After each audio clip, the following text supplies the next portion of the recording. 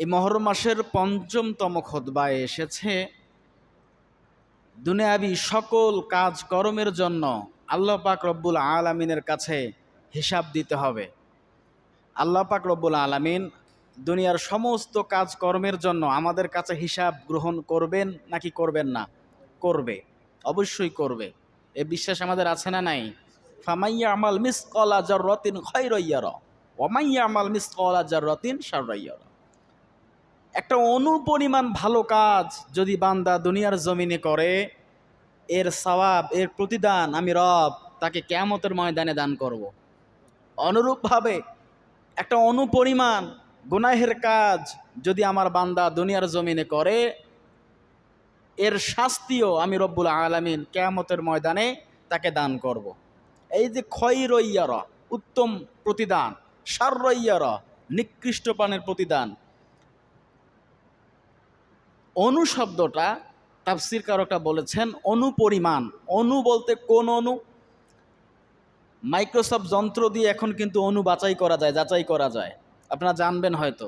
একটা বালুকণাকে জুম করে তাকে এত বড় বিশাল দেখানো যাবে, আপনি কল্পনাও করতে পারবেন না।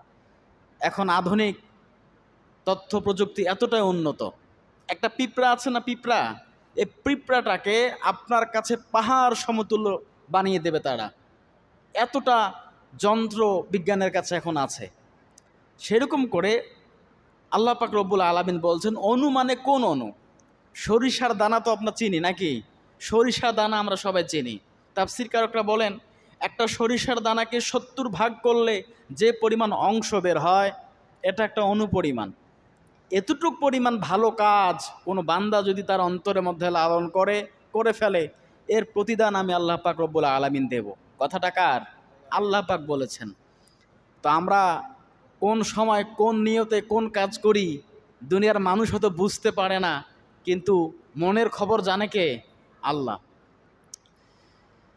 আল্লাহ পাক রব্বুল আলামিন বলেন ইয়াউমা ইয়াফিরুল মারউ মিন আখিহি ওয়া উম্মিহি ওয়া আবিহি ওয়া সাহিবাতিহি ওয়া বানি। আল্লাহু আকবার।